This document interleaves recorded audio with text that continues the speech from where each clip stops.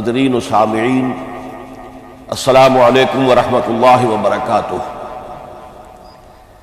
آج ہماری سہ روزہ تقاریر کی آخری کڑی ہے۔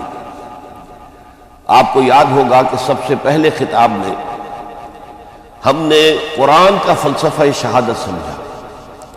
قرآن مجید میں یہ اصطلاح کس معنی میں آئی ہے، اور اس کے ساتھ ہی امت مسلمہ کا فرض منصبی، وَكَذَلِكَ جَعَلْنَاكُمْ أُمَّةً وَسَطًا لِتَكُونُوا شُهَدَاءَ عَلَى النَّاسِ وَيَكُونَ الرَّسُولُ عَلَيْكُمْ شَهِيدًا۔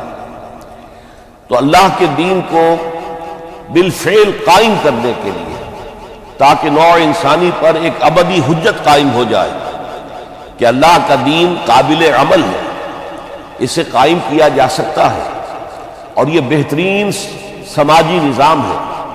پولیٹیکو سوشو اکنامک سسٹم اس سے بہتر آج تک چشم فلک نے نہیں دیکھا۔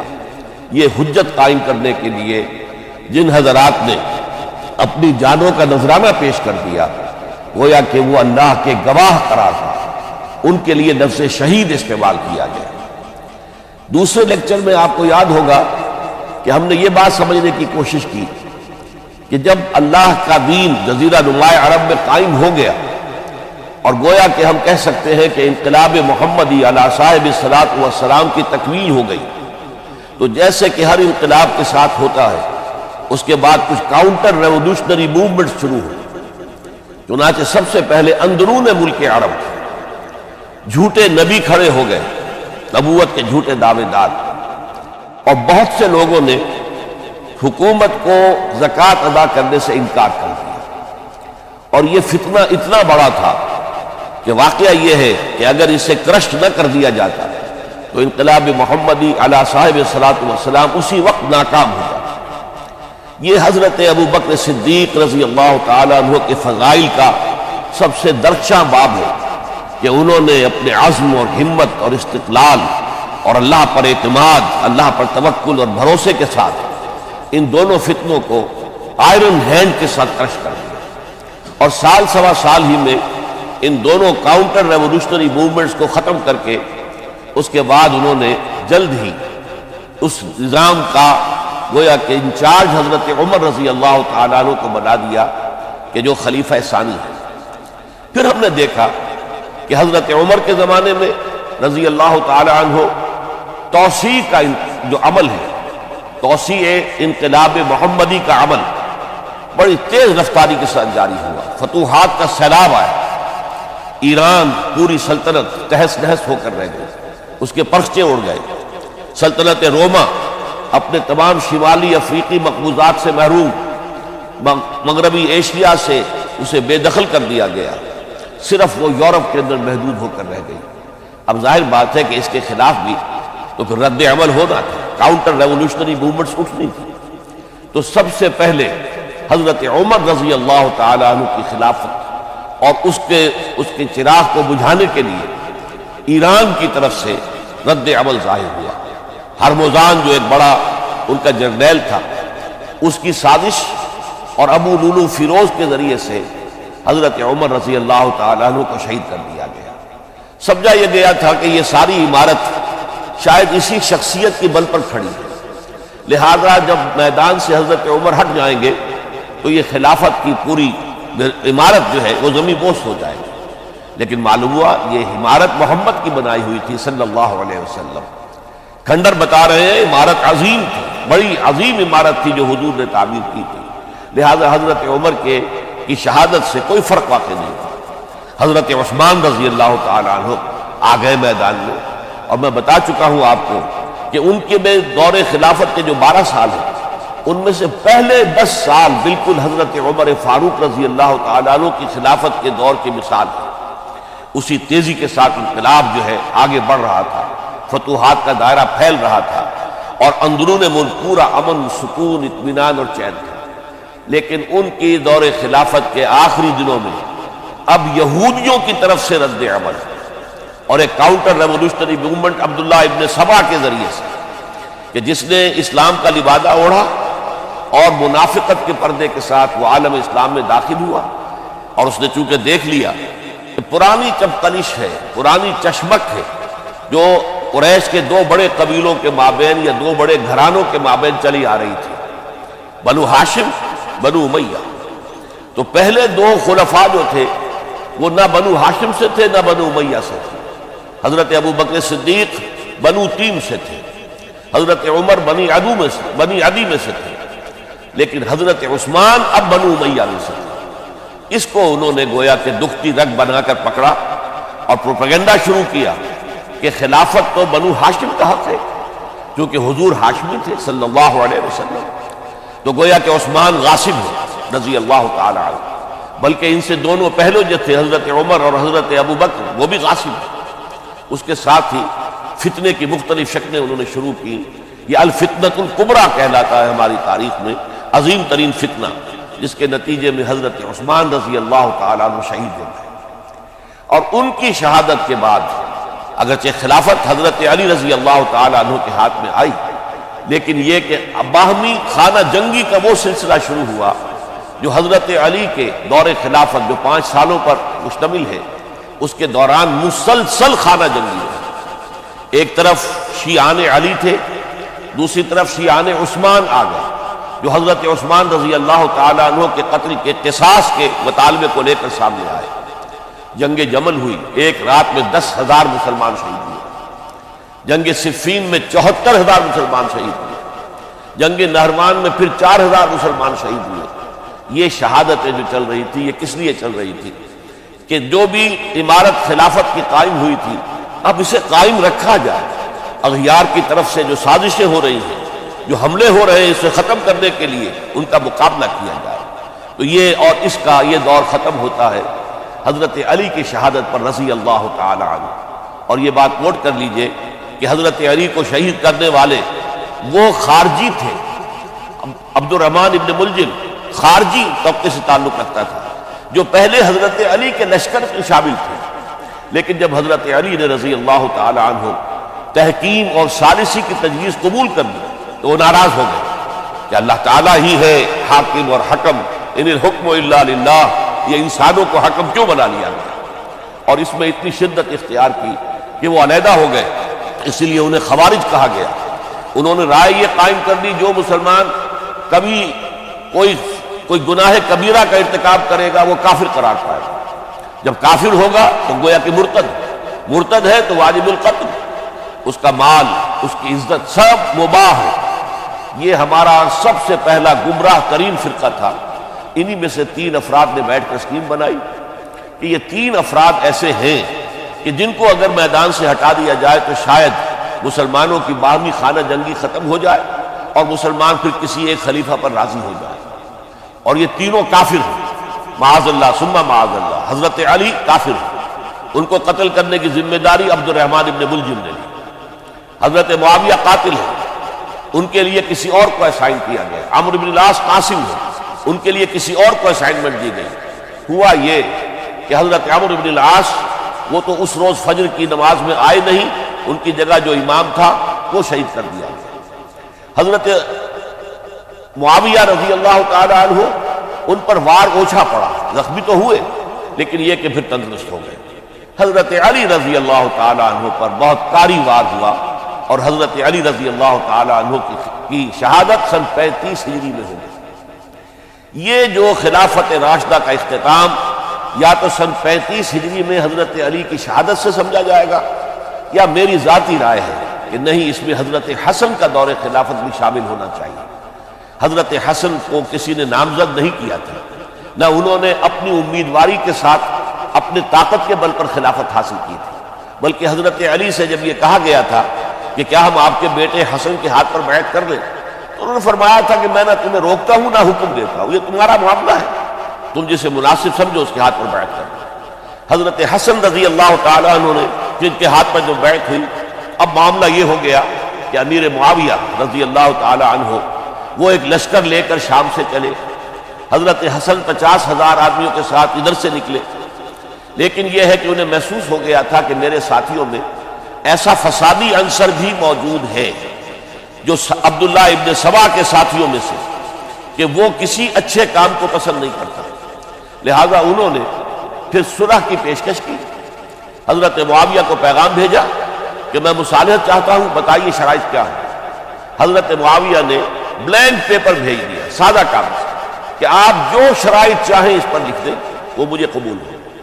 حضرت حسن نے رضی اللہ تعالیٰ عنہ شرائط لکھ دی، حضرت معاویہ نے قبول کر لی، تو حضرت حسن دستبردار ہو گئے خلافت کے دعوے سے، اور اس کے بعد پھر حضرت امیر معاویہ کی خلافت کی بیعت کی گئی۔ اس سے پہلے انہوں نے خلافت کی بیعت نہیں لی تھی۔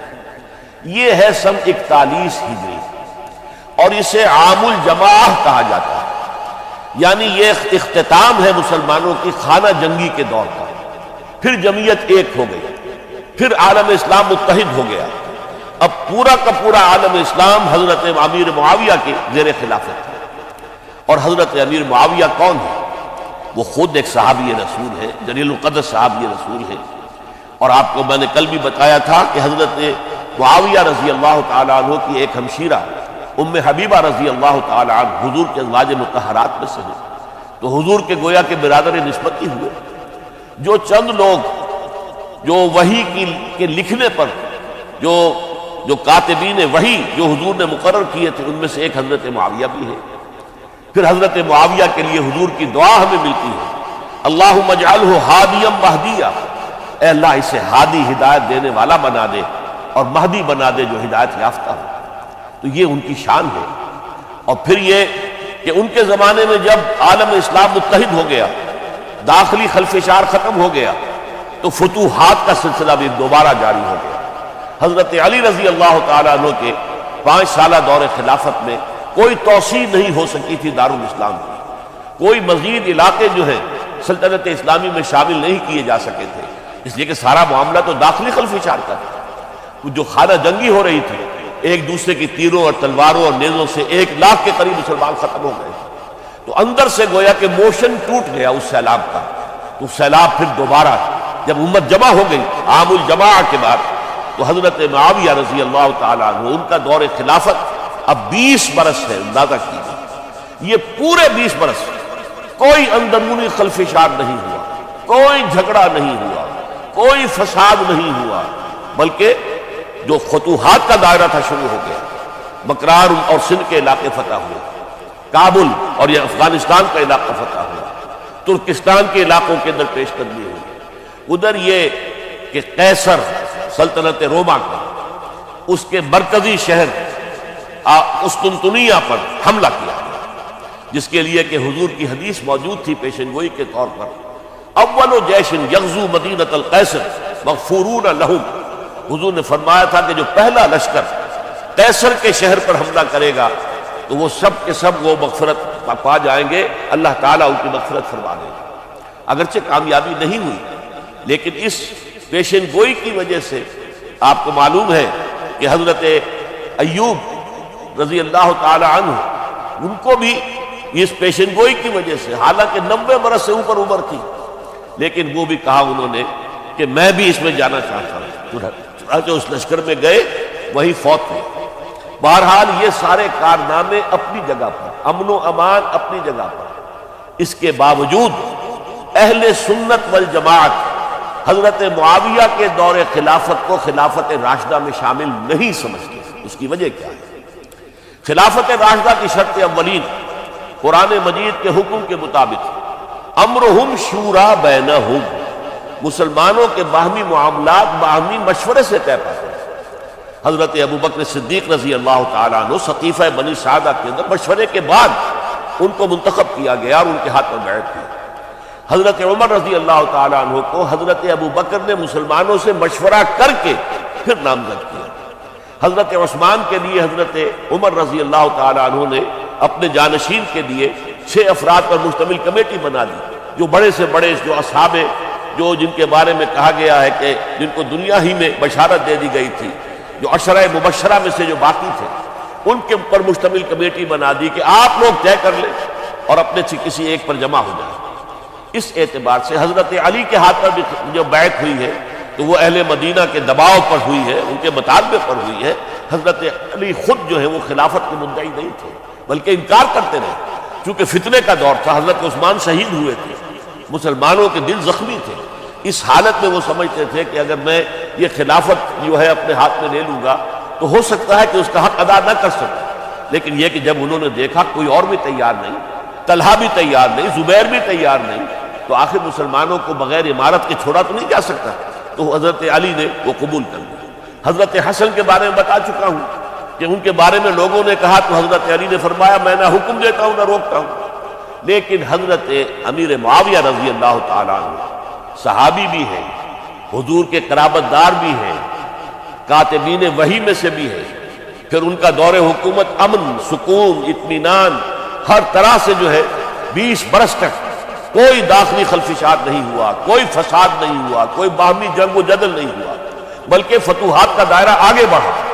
اس کے باوجود چونکہ انہوں نے طاقت سے خلافت حاصل کی، لہذا ان کے دور خلافت کو ہم خلافت راشدہ میں تسلیم نہیں کرتے، حالانکہ وہ خود راشد ہیں، اس لیے کہ تمام صحابہ کرام کے بارے میں سورہ حجرات میں فرمایا وَلَكِنَّ اللَّهَ حَبَّبَ إِلَيْكُمُ الْإِيمَانَ وَزَيَّنَهُ فِي قُلُوبِكُمْ وَكَرَّهَ إِلَيْكُمُ الْكُفْرَ وَالْفُسُوقَ وَالْعِصْيَانَ أُولَٰئِكَ هُمُ الرَّاشِدُونَ۔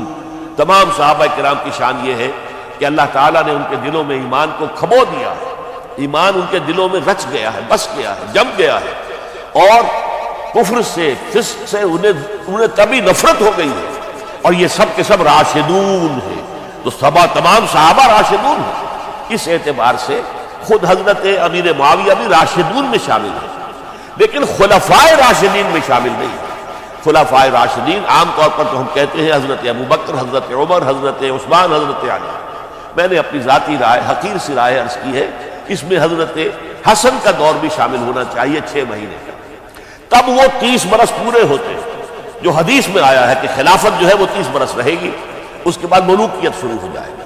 تو ملوکیت کا پہلا قدم یہ تھا کہ حضرت معاویہ نے طاقت سے بزور خلافت حاصل کی، اس لیے ان کو خلیفہ راشد ہم نہیں کہتے۔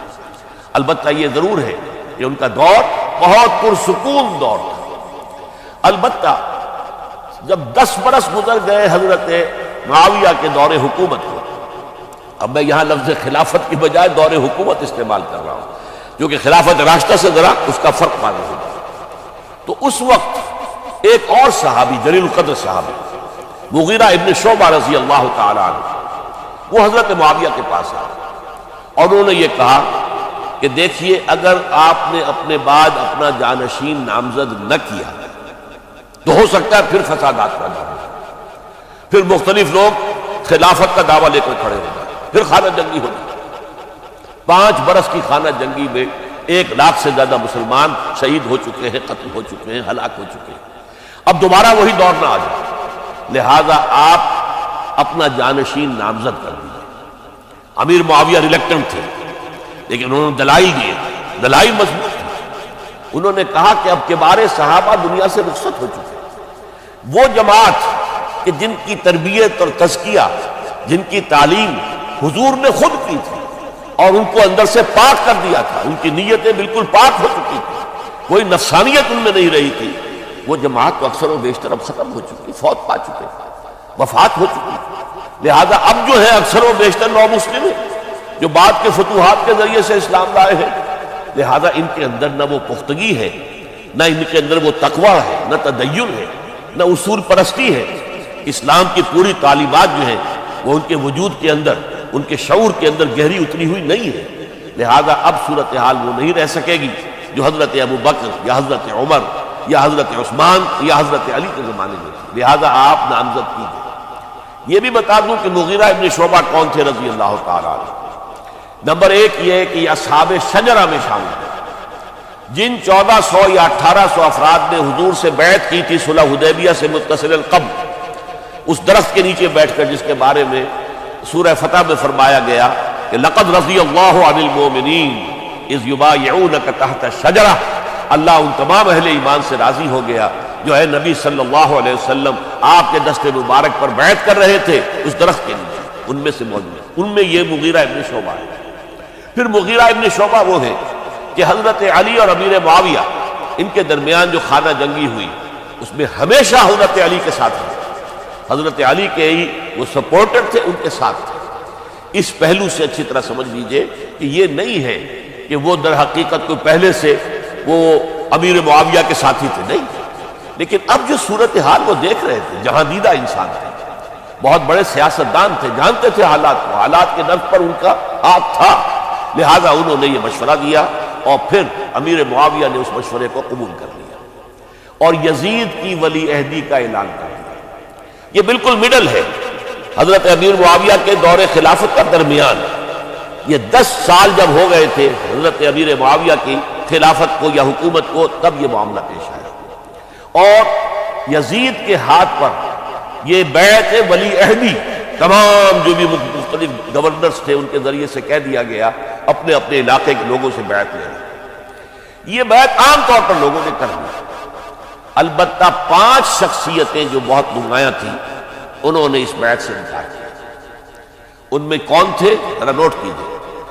حضرت ابو بکر فوت ہو چکے، ان کے بیٹے عبد الرحمن ابن ابی بکر۔ حضرت عمر فوت ہو چکے، ان کے بیٹے عبداللہ ابن عمر۔ حضرت زبیر فوت ہو چکے، ان کے بیٹے عبداللہ ابن زبیر۔ حضرت عباس فوت ہو چکے، ان کے بیٹے عبداللہ ابن عباس۔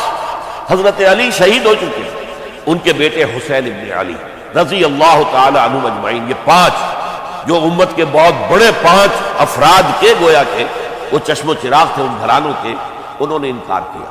اور ان میں خاص طور پر عبد الرحمن ابن ابی بکر نے یہ جملہ کہا کہ تم چاہتے ہو کہ قیصر و کسریٰ کی سنت پر عمل کرو کہ باپ کے بعد بیٹا حاکم بن جائے، یعنی ایک قدم تو خلافت کا نظام پہلے ہی نیچے اتر چکا۔ مشاورت سے تو حضرت امیر معاویہ کا بھی جو نسب ہوا ہے وہ مشاورت سے نہیں ہوا۔ ایک درجے میں وہ جو اللہ تعالیٰ کے رسول نے عمارت بنائی تھی شاندار، اس خلافت کا جو سیاسی نظام تھا اس میں ایک تو کڑی آ چکی زوال کی کہ ایک شخص نے طاقت کے ذریعے سے خلافت حاصل کر، اب اس کی اگلی کڑی لانا چاہتے ہیں کہ قیصر و کسریٰ کے طریقے سے خاندان کے اندر، ایک قبیلے کے اندر یہ خلافت جو ہے یا حکومت جو ہے نسل بعد نسل، باپ کے بعد بیٹا اور بیٹے کے بعد پوتا، اس کو ہم کبھی گوارا نہیں کریں۔ حضرت امیر معاویہ بہت دانشمند انسان تھے، انہوں نے ان 5 حضرات پر کوئی تشدد نہیں کیا، کوئی جبر نہیں کیا، بلکہ رہنے دیا، ٹھیک ہے یہ بیعت نہیں کر رہے، ابھی تو بیعت ولی عہدی ہے، کوئی حرج نہیں۔ لہذا کوئی جھگڑا، کوئی اس وجہ سے کوئی فساد، اس بنا پر کوئی جنگ نہیں ہوئی۔ 10 سال گزر گئے، یعنی 10 سال تک یزید ولی عہد رہا ہے، 10 سال تک، اور اس سوائے ان 5 بڑی شخصیتوں کے جو پوری امت تھی، عوام الناس تھے، ان سب نے اسے قبول کیا۔ یہ صورتحال اب جب پیدا ہوئی جب حضرت امیر معاویہ کا انتقال ہو گیا، یہ سن 60 ہجری ہے۔ اب سوال پیدا ہوا کہ وہ ولی عہدی کی بیعت اب بیعت خلافت میں منتقل ہو جائے گی۔ لہذا پھر یہ ہوا کہ سب لوگوں سے، سب گورنروں کو لکھ دیا گیا تمام صوبوں کے اندر کہ اپنے اپنے لوگوں سے بیعت لے لو۔ ظاہر بات ہے کہ وہاں کوئی ریفرنڈم نہیں ہوتا تھا، کوئی ووٹ نہیں ہوتے تھے کہ اس کی پرچیاں ڈالی جا رہی ہوں، ایک ایک شخص سے رائے لینا نہیں ہوتی تھی، بلکہ اس وقت کی جمہوریت یہ تھی اور شورائیت یہ تھی کہ ڈفرنٹ کلینز ہیں، ڈفرنٹ فیملیز ہیں، ڈفرنٹ ٹرائبز ہیں، ان کے سردار، ان کے بڑے لوگ، ان کے اہم لوگ بیعت کر لیں تو گویا کہ سب کی بیعت ہو گئی۔ وہ ایک قبائلی نظام تھا اور اس میں یہ نہیں تھا نظام کے ووٹ بنے ہوئے ہوں اور اس کی پرچیاں ڈالی جا رہی ہوں۔ تو تمام عالم اسلام نے گویا کہ بیعت قبول کر لی اب یزید کی بحیثیت خلیفہ۔ اب وہ جو 5 آدمی تھے ان میں سے ایک فوت ہو چکے تھے، حضرت عبد الرحمن ابن ابی بکر رضی اللہ تعالی عنہما، دونوں فوت ہو گئے، لیکن باقی 4 رہ گئے۔ ان 4 کو نوٹ کیجئے، اور یہ بڑا سینسٹیو ایشو ہے جس پر میں اب گفتگو کر رہا ہوں۔ ان 4 میں کون ہے؟ عبداللہ ابن عباس، عمر میں سب سے بڑے وہ ہیں، اور ان کی شان یہ ہے کہ انہیں حبر الامہ کہا گیا، امت کے سب سے بڑے عالم، اور قرآن مجید کے وہ سب سے پہلے مفسر ہیں۔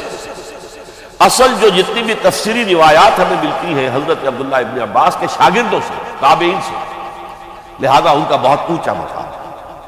حضرت عبداللہ ابن عمر، ان کا مقام بھی آپ کو معلوم ہے، حدیثوں کی کتنی بڑی تعداد ہے جو عبداللہ ابن عمر سے مروی ہے، اور اس کو سلسلۃ الذہب کی پہلی کڑی کہا جاتا ہے۔ روایت حدیث میں جو سنہری زنجیر ہے اس کا آغاز حضرت عبداللہ ابن عمر ہے۔ ایک طرف یہ دونوں ہو گئے، ان دونوں کی رائے کیا ہوئی؟ اگرچہ کام غلط ہوا ہے، یہ اس طریقے سے قیصر و کسریٰ کی روایت پر عمل کرنا غلط ہے، لیکن یہ اتنی بڑی غلطی نہیں ہے کہ اس کی وجہ سے باہمی جنگ و جدال ہو، خوریزی ہو، ایک دوسرے کی گردنیں کاٹی جائیں اور فتنہ و فساد پیدا کر دیا۔ لہذا انہوں نے یزید کی بیعت کر لی۔ دو حضرات رہ گئے، یہ نسبتاً نوجوان ہیں، ان دونوں کی پیدائش ہجرت کے بعد ہوئی۔ ہجرت کے بعد پہلا بچہ جو مہاجرین میں پیدا ہوا ہے وہ عبداللہ ابن زبیر ہے، بلکہ کچھ عرصے تک مہاجرین میں جب کوئی پیدائش نہیں ہوئی تو وہ مکے مدینہ کے منافقین نے کہنا شروع کر دیا تھا کہ یہ یہاں کے کمزور ہو گئے، نامرد ہو گئے، ان کی اولاد اب چلے گی نہیں۔ تو عبداللہ ابن زبیر جب پیدا ہوئے، اور آپ کو معلوم ہونا چاہیے وہ حضرت ابوبکر صدیق کے نواسے ہیں، حضرت عائشہ صدیقہ کی ہمشیرہ حضرت اسماء کے بیٹے ہیں عبداللہ ابن زبیر، اور زبیر بہت شجاع، بہت ہی بہادر انسان تھا۔ تو عبداللہ ابن زبیر کے اندر بھی وہی کیفیات تھی۔ انہوں نے کہا نہیں، اس غلطی کو ہم برداشت نہیں کریں، خورزی ہوتی ہے تو ہو، لیکن ہم اسلامی نظام کو نیچے اترتا ہوا نہیں دیکھ سکتے۔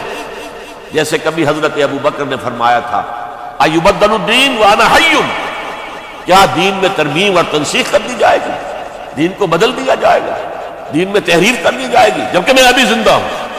میں جیتے جی یہ نہیں ہونے دوں گا۔ حضرت عبداللہ ابن زبیر کی یہ رائے ہوئی، وی ہیو ٹو چیلنج، ہم مقابلہ کریں گے، ہم اسے پیسیولی قبول نہیں کریں گے۔ انہوں نے بیعت سے انکار کیا اور مدینہ چھوڑ کر مکے جا کر حرم کے اندر پناہ گزین ہو گئے۔ یہی معاملہ حضرت حسین ابن علی رضی اللہ تعالی عنہما کا تھا، وہ بھی نہایت شجاع، نہایت جری، نہایت بہادر۔ انہوں نے بھی کہا کہ یہ غلط قیصر و کسریٰ کی روایت جو شروع ہو رہی ہے اسے ہم نے ریزسٹ کرنا ہے اور اسے ہم آگے نہیں چلیں گے۔ ان پر بھی جب دباؤ ڈالا گیا کہ بیعت کرو تو وہ کچھ وقت مانگ کر کہ دیکھیے میں ایسا شخص نہیں ہوں کہ تنہائی میں علیحدہ کمرے میں بیٹھ کر بیعت کروں، جب عمومی بیعت لوگے تم سب سے تو میں بھی آ جاؤں گا، اس وقت جو فیصلہ کریں گے۔ تو بس اس وجہ سے پھر وہ گورنر جو تھا اس وقت مدینے کا، اس سے اجازت لے کر آ گیا اور راتوں رات وہاں سے نکل کر وہ بھی مکے پہنچ گئے۔ تو اب یہ چار جو ہیں دو گروہوں میں تقسیم ہو گئے، 2+2۔ دو کی رائے یہ ہوئی کہ بات غلط ہے، لیکن اس کی بنا پر خوریزی، جنگ و جدال، جنگ آپس میں خوریزی کرنا یہ صحیح نہیں، بلکہ مصلحت اس میں ہے کہ اس کو قبول کر لیں، پھر اللہ تعالیٰ کو بہتر حالات پیدا کرے گا اس کے ذریعے سے، تعلیم کے ذریعے، تلقین کے ذریعے سے۔ جیسے نبی اکرم صلی اللہ علیہ وسلم نے اتنا عظیم انقلاب برپا کیا تھا، ہم کوشش کریں گے کہ نظام حکومت کی اصلاح ہو جائے، لیکن اس وقت اگر ہم اڑ گئے تو پھر گویا خوریزی اور فساد اور باہمی جو جنگ ہے وہ شروع ہو جائے۔ اور دو حضرات کی رائے ہوئی کہ نہیں، ہمیں ہر صورت میں رجسٹ کرنا ہے، خوریزی ہوتی ہے تو ہو، ہمیں جانے دینی پڑتی ہے تو دیں گے، ہم شہادت قبول کریں گے، لیکن اس غلطی کو قبول نہیں کر سکتے۔ تو میں اس کے لیے عرض کر رہا ہوں، یہ تیسری شہادتوں کا جو دور شروع ہوا ہے، پہلا شہادتوں کا دور حضور کا دور، دین کو قائم کرنے کی جد و جہد میں جنہوں نے جانے دی۔ دوسرا دور اس دین کے خلاف جو کاؤنٹر ریولوشنری موومنٹس آئی ہیں ان کو رفع کرنے کے لیے جانے دینا۔ ہزاروں صحابہ کی جانیں اس میں بھی گئی، وہ سیلمہ ابن کذاب ہو یا مانعین زکوٰۃ ہو، ان کے خلاف جو جہاد ہوا۔ پھر ظاہر بات ہے کہ حضرت عثمان رضی اللہ تعالیٰ عنہ کے بعد جو فساد ہوا، وہ شہادتیں کیا تھی؟ اس دین کے نظام کو قائم رکھنے کے لیے، انٹیکٹ رہے، دشمن اس کے اندر رکھنے ڈالنے میں کامیاب نہ ہو جائے۔ اب تیسرا دور وہ آ رہا ہے کہ جب کہ داخلی طور پر اس نظام خلافت کے اندر زوال شروع ہو رہا ہے، اس زوال کو روکنے کے لیے کہ وہ اپنی اصل جو خلافت کا نظام اللہ نے اور اس کے رسول نے دیا ہے اس کی بنیاد پر قائم رہے، لہذا ہم رجسٹ کریں گے اس تبدیلی کو اور میدان میں آ کر مقابلہ کریں۔ یہ حضرت عبداللہ ابن زبیر رضی اللہ تعالی عنہما اور حسین ابن علی رضی اللہ تعالی عنہما، اب ان دونوں میں ایک اختلاف ہے۔ حضرت عبداللہ ابن زبیر کی رائے یہ تھی کہ یہ مکہ ہے، یہ اللہ کا گھر ہے، یہ حرم ہے، اور یہاں کے لوگ بہت سے برے اثرات سے ابھی تک بچے ہوئے ہیں، پاک ہیں، لہذا ہمیں یہاں رہنا چاہیے۔ اس کو مرکز بنا کر ظاہر بات ہے اسی مکے سے محمد الرسول اللہ صلی اللہ علیہ وسلم نے دعوت شروع کی تھی، وہیں سے وہ پھیل کر جو ہے ایک عظیم انقلاب کی شکل اس نے اختیار کی تھی، ایک عظیم مملکت جو ہے حضور چھوڑ کر گئے تھے۔ تو ہمیں مکے میں رہ کر ہی اپنی تحریک شروع کرنی چاہیے، لیکن ادھر حضرت علی کے پاس پیغام آ رہے تھے کوفے سے۔ کوفہ چونکہ حضرت حسین کے پاس پیغام آ رہے تھے کوفے سے، چونکہ کوفے کو حضرت علی نے دارالخلافہ بنا لیا تھا، اور وہاں سمجھا جاتا تھا کہ حضرت علی کے ہمدرد اور حضرت شیعان علی جنہیں ہم کہیں ان کے ساتھی ہم خیال یہ لوگ ہیں کثرت کے ساتھ، اور وہاں سے اب خطوط کا تانکا شروع ہو گیا، آپ یہاں آئیے، ہم بےتاب ہیں، آپ کا استقبال کریں گے، آپ کے ہاتھ پر بیعت کریں گے، تاکہ یہ جو قیصر و کسریٰ کی سنت شروع ہو رہی ہے اس کو روکا جا سکے۔ وہ تانکا بنا ہوا ہے خطوط کا۔ تو حضرت حسین رضی اللہ تعالیٰ عنہ نے فیصلہ کر لیا کہ میں کوفے جاؤں گا۔ حضرت زبیر روکتے رہ گئے کہ نہیں، کوفیوں پر اعتماد نہ کیجیے، یہ زبانی کلامی ساتھ دیتے ہیں، جب ڈنڈا چلتا ہے تو پھر یہ ہٹ جاتے ہیں میدان سے، ان پر اعتماد نہ کریں، لہذا یہی مکے میں رہیے اور ہم دونوں مل کر ایک بڑی طاقت بن جائیں، اور یہ مکہ جو ہے ہمارے لیے حصار ہے، یہ ہمارے لیے پناہ گاہ ہے، یہاں سے اس دعوت کا آغاز کیا جائے۔ اب یہ افسوس ہے اسے اللہ کی مشیت سمجھا جائے، اللہ کی مرضی ہے، جو کچھ ہوتا ہے وہ تو باذن رب ہوتا ہے، اللہ اپنی مصلحتوں سے ہم سے زیادہ واقف ہے، ہم تو نہیں سمجھ سکتے۔ حضرت حسین نے فیصلہ کیا اور ڈٹ گئے اس فیصلے کہ میں کوفے جاؤں گا۔ اب یہ بھی بات قرآن مجید میں آیا ہے، حضور سے خطاب کر کے فرمایا گیا فَإِذَا عَزَمْتَ فَتَوَكَّلْ عَلَى اللَّهِ، جب ایک مرتبہ آپ ایک ارادہ کر لیں تو پھر اللہ پر توکل کیجیے، پھر یہ نہیں کہ کبھی آگے کبھی پیچھے جاؤں یا نہ جاؤں، یہ نہیں، یہ تردد یہ نہیں، بلکہ یہ کہ فیصلہ کر کے ڈٹ جائیے، اس لیے کہ جو بھی نتیجہ ہے وہ تو اللہ کے ہاتھ میں ہے، لہذا اللہ پر توکل کیجیے۔ فَإِذَا عَزَمْتَ فَتَوَكَّلْ عَلَى اللَّهِ، لہذا سب نے سمجھایا حضرت حسین کو کہ آپ کوفے نہ جائیں۔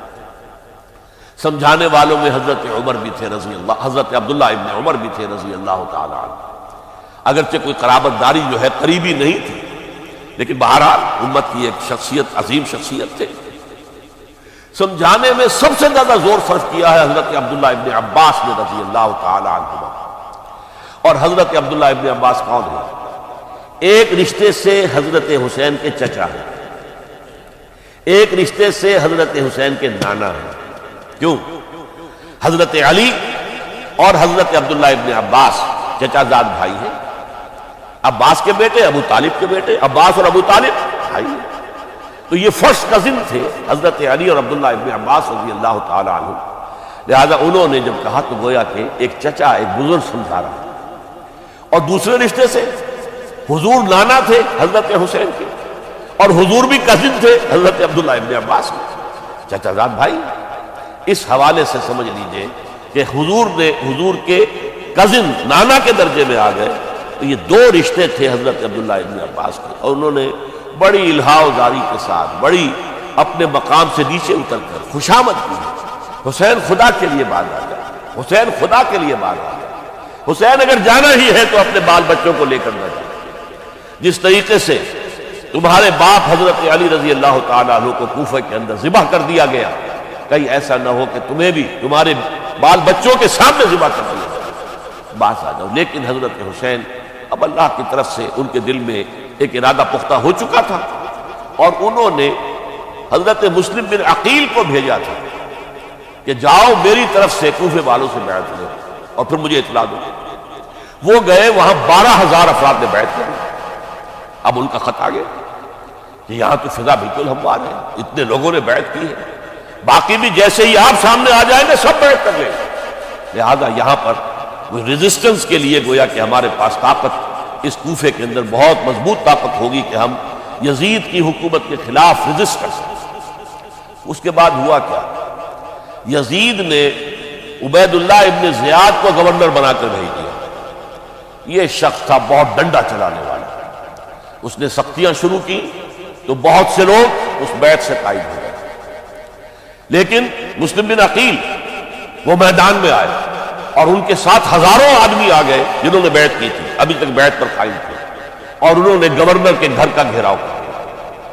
گورنر کے ساتھ 30-40 آدمی تھے پورے، وہ چھتوں پر چڑھ گئے، وہاں سے پتھراؤ کیا، اور وہاں سے جو 30-40 آدمی کوفے کے تھے ان سے کہا تم اپنے اپنے لوگوں کو کہو کہ چلے جائیں واپس یہاں سے۔ انہوں نے اوپر سے کہنا شروع کیا، ڈرایا، بہت خوفناک نتیجہ نکلے گا، اب عبید اللہ ابن زیاد تم سب کو ہلاک کر دے گا۔ ایک ایک کر کے بھیڑ چھٹتی چلی گئی اور صرف چند افراد رہ گئے، اور اس کے نتیجے میں حضرت مسلم بن عقیل شہید کر دیے، بلکہ ایک شخص خانی نے انہیں پناہ دی تھی کوفے میں، ان کو بھی قتل کر دیا گیا، شہید کر دیا۔ اس پر یہ ہے کہ انہوں نے ایک شخص کے ذریعے سے پیغام دیا قتل کیے جانے سے پہلے کہ دیکھو میرا تو وقت آگے آیا، میں تو اب قتل ہو جاؤں گا، شہید کر دیا جاؤں گا، تو میرا پیغام حسین تک پہنچا دو رضی اللہ تعالیٰ کہ یہاں یہ بغاوت ہو گئی۔ لوگوں نے، کوفیوں نے، الکوفی لا یوفی، کوفی جو ہے وہ پورا نہیں کرتا اپنے عہد کو اور وفا کو، اس کا ایک ثبوت ہمیں مل گیا ہے، یہ سب کے سب منحرف ہو گئے بیعت سے، آپ جہاں تک آ گئے وہاں سے واپس چلے جائیں۔ جب حضرت حسین کے پاس یہ پیغام پہنچا اور انہوں نے ارادہ کیا کہ ٹھیک ہے یہ تو حالات بدل گئے، لہذا واپس چلنا چاہیے، شاید عبداللہ ابن زبیر کی رائے ہی صحیح ہے، ہمیں مکے ہی میں بیٹھ کر کام کرنا چاہیے، لیکن اب جو ہے عرب کا ایک خاص مزاج ہے۔ حضرت مسلم بن عقیل کے بیٹے آڑے آ گئے، اب ہم اپنے باپ کے خون کا قصاص لیے بغیر نہیں جائیں گے، اور حضرت حسین رضی اللہ تعالیٰ عنہ بامروت انسان، شریف النفس انسان، کیسے ممکن تھا غیرت مند غیور انسان وہ کیسے ان کی بات کو رد کر دے؟ لہذا اچھا چلو چلتے ہیں کوفے کی طرف، آگے بڑھتے چلے گئے، کربلا میں پہنچ گئے، جو کچھ وہاں ہوا ہے پھر آپ کو معلوم ہے۔ اس میں یہ بات ہے پہلے 1000 کا لشکر بھیجا تھا عبید اللہ ابن زیاد نے، اس پر حضرت حسین رضی اللہ تعالیٰ عنہ نے جو باتیں کہیں وہ کچھ اثر انداز ہو گئی۔ ان کا افسر جو تھا حر بن یزید تمیمی، وہ بعد میں حضرت حسین کا حامی ہو گیا اور حضرت حسین کے ساتھ ہی اس کو بھی شہادت نصیب ہوئی۔ پھر دوسرے کو بھیجا عمرو بن سعد، عمرو بن سعد بھی ایک بڑی عظیم شخصیت کے کا بیٹا تھا، حضرت سعد ابن ابی وقاص جو فاتح ایران تھے اور جن کو غزوہ احد کے موقع پر حضور نے فرمایا تھا کہ اے سعد تیر چلاؤ، میرے ماں باپ تم پر قربان ہیں، جبکہ احد میں گھیراؤ کر لیا تھا حضور کا اور کفار قتل کرنے کے لیے ہجوم کر رہے تھے، اور کچھ حضرات تیر چلا چلا کے انہیں پھینک رہے تھے، دور جو ہے ہٹا رہے تھے، ان میں سے حضرت سعد ابن ابی وقاص بھی تھے۔ پھر وہ فاتح ایران تھے، اسی لیے گورنر بن گئے تھے ایران کے۔ سعد جو ہے ان کا بیٹے، یہ عمرو جو ہے یہ اب ایک بڑے صوبے کا گورنر بھی تھا، اس وقت 4000 آدمی دے کر بھیجا، وہ بھی نرمی کرتا رہا، اس نے کوئی تشدد نہیں کیا، اس کے اندر بہرحال اپنے عظیم باپ کے خون کا کچھ اثر تھا۔ لیکن یہ کہ پھر ابن زیاد کو اطلاع مل گئی کہ عمرو ابن سعد جو ہے وہ تو لے تو لال کر رہا ہے، حملہ نہیں کر رہا، قتل نہیں کر رہا، بلکہ یہ کہ وہ تو اس راستہ بھی دینے کے لیے تیار ہے کہ نہ مدینے کی طرف جائیے اور نہ آپ مکے کی طرف جائیے، نہ کوفے کی طرف جائیے، بلکہ آپ چاہے تو دمشق چلے جائیں، یزید سے اپنا معاملہ کریں۔ اس پر ابن زیاد نے پھر وہاں سے خط لکھا ہے، میں نے تمہیں اس کام کے لیے بھیجا تھا، میں نے تمہیں حکم دیا تھا حسین سے میری بیعت لو، یعنی میری بیعت کے ذریعے یزید کی بیعت لو، اور اسے پکڑ کر لا کر میرے سامنے پیش کرو۔ لہذا پھر اس نے ایک بہت خونخوار شخص کو زیادہ فوج دے کر بھیجا، اور وہ جو ہے اس نے آ کر جو ہے شمر میں پھر اس نے فیصلہ کن معاملہ کیا۔ حضرت حسین رضی اللہ تعالیٰ عنہ نے ان دنوں میں جو وہاں گزرے ہیں، جتنے بھی کوفی آئے ہوئے تھے نا، اکثر و بیشتر تو کوفے کے لوگ تھے، ان سے کہا کہ میں خود نہیں آیا، تم نے مجھے بلایا تھا، اے فلاں ابن فلاں کیا تم نے مجھے خط نہیں لکھا تھا کہ آؤ؟ اے فلاں ابن فلاں کیا تم نے مجھے پیغام نہیں بھیجا تھا کہ یہاں تشریف لائیے؟ اور دیکھو میرے پاس تمہارے خطوط موجود ہیں۔ وہ ایک تھیلا جس میں کہ خطوط ہے وہ بھی لا کے میدان میں رکھ دیا۔ یہ حضرت حسین رضی اللہ تعالیٰ عنہ کی شرافت اور اپنی صاف دلی، کوئی اس کے اندر عیاری نہیں تھی ان کے اندر، معاذ اللہ ثم معاذ اللہ، لیکن یہ کہ اس کا نتیجہ اچھا نہیں نکلا۔ نتیجہ کیا نکلا؟ اب انہیں پتہ چل گیا کوفیوں کو، اگر اب حسین زندہ دمشق پہنچ گئے یزید کے پاس تو یہ ہم سب کا بھاڑا پھوڑ دیں گے، ہماری شامت آ جائے گی، لہذا اب تو کسی صورت انہیں زندہ نہیں رہنے دیں۔ یہ ایک بڑا اہم واقعہ نوٹ کر لیجیے اس کو، اس لیے کہ حضرت حسین نے ایک ایک کا نام لے کر اے فلاں ابن فلاں، اے فلاں ابن فلاں، اے فلاں ابن فلاں، کیا تم نے خط نہیں لکھا تھا؟ کیا تمہارا پیغام نہیں تھا؟ اب انہوں نے دیکھا کہ یہ بھانڈا اگر یزید کے ہاں جا کر پھوڑ دیا گیا تو پھر ہماری خیر نہیں ہوگی۔ یہی وجہ ہے حضرت حسین کو شہید کرنے کے بعد، یہ نوٹ کر لیجئے، 72 آدمی تھے کل، جس کو کہہ لیں لشکر حضرت حسین کا رضی اللہ تعالیٰ، ان میں سے 20 خاندان بنی ہاشم کے چشم و چراغ، وہ بڑی بہادری سے لڑے، بڑی بہادری سے لڑے، ایک ایک نے لڑ کر جانا، بہت سو کو 12 یقاتلون فی سبیل اللہ فیقتلون ویقتلون، قتل کر بھی رہے تھے، قتل ہو رہے تھے، ایک ایک کر کے قتل ہو رہے تھے، شہید ہو رہے تھے۔ 20 جو ہے خاندان بنی ہاشم میں سے شہید ہوئے۔ حضرت حسین رضی اللہ تعالیٰ عنہ کا ایک بہت ہی انفنٹ چھوٹا بچہ، وہ بھی شہید ہوا۔ باقی سب مرد، تمام مرد، سوائے ایک حضرت حسین کے بیٹے حضرت علی بن حسین زین العابدین کہلائے بعد میں، وہ بیمار تھے، وہ جنگ میں حصہ نہیں لے سکتے تھے، وہ بچ گئے صرف۔ اچھا، حضرت حسین شہید ہو گئے، یہ ہے 10 محرم الحرام سن 61 ہجری۔ کیا مطلب ہے؟ حضور کے انتقال کے ٹھیک 50 برس بعد، سن 11 ہجری میں حضور کا انتقال، اور سن 61 ہجری میں حضور کے نواسے، اور جن کے بارے میں حضور نے فرمایا سیدہ شباب اہل الجنہ، حضرت حسین شہید کر دیا گیا۔ اور اس کے بعد اس لشکر نے خیموں کو آگ لگا دی۔ یہاں نکتہ سمجھ لیجیے، آگ کیوں لگائی؟ انہیں معلوم تھا ہمارے خلاف ڈاکومنٹری پروف موجود ہے وہاں پر، وہ ہمارے خطوط کے تھیلے وہاں موجود ہیں، اگر وہ باقی رہ گئے تو ہماری شامت آ جائے گی، ہمیں کون بچائے گا؟ ورنہ ظاہر بات ہے کہ اگر تو وہ دشمنی کے انداز میں بات ہوتی تو خواتین کی بھی بے حرمتی کی گئی ہوتی، لیکن نہیں، کسی نے، ظاہر بات ہے کہ خانوادہ نبوت کہ کسی خاتون کی بے حرمتی نہیں کی، قطعاً نہیں کی، قطعاً نہیں کی، قطعاً نہیں کی، لیکن خیمے جلانا ان کی ضرورت تھی تاکہ وہ ریکارڈ جو ہے ان کا وہ تلف ہو جائے، سارے خطوط جو ہے وہ جل جائیں تاکہ ان کے خلاف ثبوت باقی نہ رہے۔ یہ عظیم سانحہ کربلا ہے۔ اب چونکہ یہ ہماری تاریخ کے ان واقعات میں سے ہے جس پر بہت کچھ اختلافات ہیں، مختلف گروہوں کی تعبیرات بہت مختلف ہیں۔ ایک طرف اہل تشیع کا اپنا بیان ہے، دوسری طرف اہل سنت کا ایک اجماعی بیان ہے، تیسری طرف کچھ ایسے لوگ پیدا ہو گئے ہیں جو حضرت حسین رضی اللہ تعالیٰ عنہ پر الزام لگا رہے ہیں، اہل سنت میں سے، کہ وہ تو حکومت کے طالب تھے، وہ اقتدار کے خواہش مند تھے، واجب القتل تھے۔ معاذ اللہ ثم معاذ اللہ ثم معاذ اللہ۔ حضرت حسین اگرچہ صغار صحابہ میں سے تھے، یعنی حضور کی حیات طیبہ میں ابھی چھوٹے بچے تھے، لیکن ان کا شمار صحابہ میں ہے۔ اور پھر یہ وہ شخص ہے جو حضور کی گود میں کھیلا ہے، یہ وہ ہے جو حضور کے شانوں کے اوپر جس نے سواری کی ہے۔ علامہ اقبال نے جیسے حضرت اسماعیل کے لیے کہا ہے کہ وہ فیضان نظر تھا یا کہ مکتب کی کرامت تھی، سکھائے کس نے اسماعیل کو آداب فرزندی۔ ظاہر بات ہے حضرت اسماعیل کسی اسکول اور مدرسے دارالعلوم میں پڑھے نہیں تھے کہ وہاں پتہ چلتا کہ والد کا حق کیا ہے۔ یہ فیضان نصر تھا، ابراہیم کی نگاہ کا یہ فیضان تھا کہ بیٹے کے اندر وہ جذبہ پیدا ہوا کہ یا ابت افعل ما تؤمر، ابا جان جو خواب آپ دیکھ رہے ہیں اور جو حکم آپ کو اس خواب کے ذریعے مل رہا آپ کر گزریے، ستجدنی انشاءاللہ من الصابرین۔ تو اسماعیل کا معاملہ اگر یہ تھا فیضان نظر سے، تو حضرت اسماعیل کو حضرت ابراہیم کے پاس زیادہ رہے بھی نہیں، وہ تو مکے میں رہے۔ حضرت عثمان جو حضرت ابراہیم تو شام میں رہتے تھے، کبھی کبھی آ جاتے تھے، اس سے زیادہ معاملہ نہیں تھا۔ وہ فیضان نظر حضرت اسماعیل کو تھا، تو حضور صلی اللہ علیہ وسلم کا فیضان نظر کتنا ہوگا اس کا آپ اندازہ کیجئے۔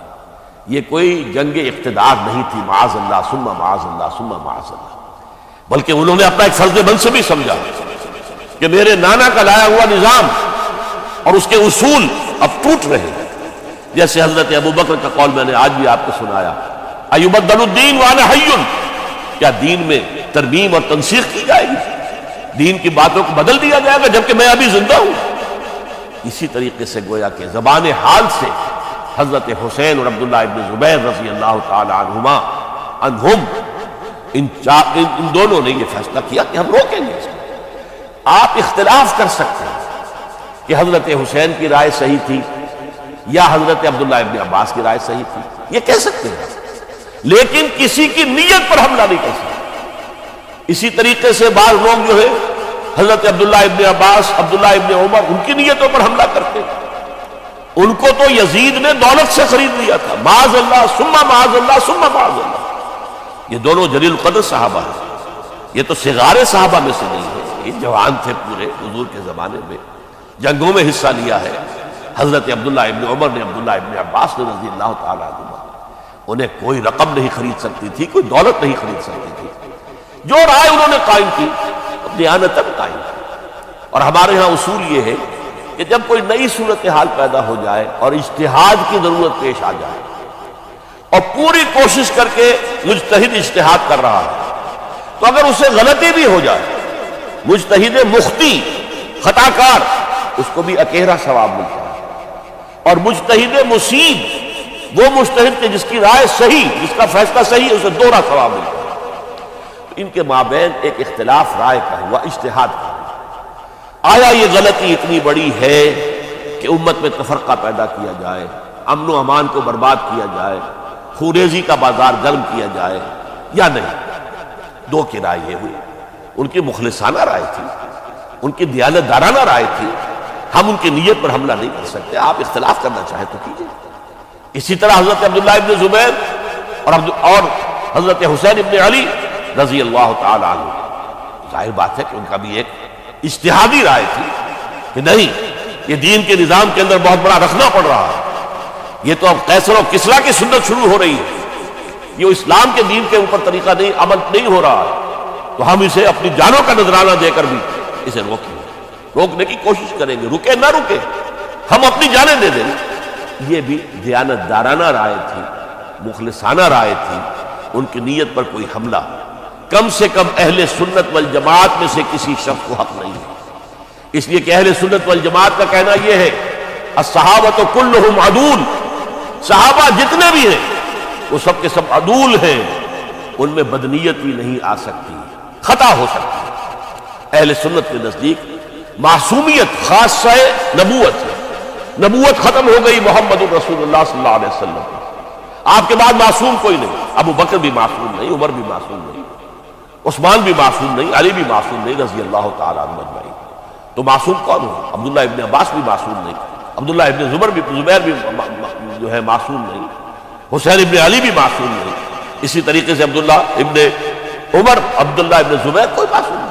انہوں نے اپنی رائے قائم کی ہے، اس پر عمل کیا ہے دیانت دارانہ سنسیریٹی کے ساتھ، اور ان کے لیے اللہ تعالیٰ کے ہاں ہر طرح کا اجر و ثواب سب کے لیے۔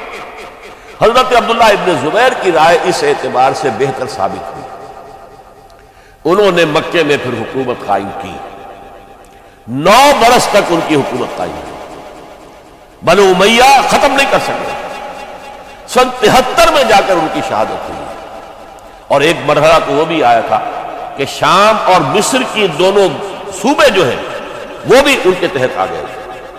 تو واقعہ یہ ہے کہ اگرچہ حضور نے ہمیں منع کیا ہے کہ کبھی یہ نہ کہا کرو کہ ایسا ہوتا تو ایسا ہو جاتا، نہیں، جو ہوا اللہ کی مرضی سے ہوا، اللہ کے اذن سے ہوا۔ حدیث کے الفاظ ہے ان کلمۃ اللہ تفتح عمل الشیطان، یہ جو لو کاش یہ ہو جاتا، کاش یوں ہو جاتا تو بڑے اچھے نتیجے نکلتے، یہاں سے شیطان کا عمل شروع ہو جاتا ہے۔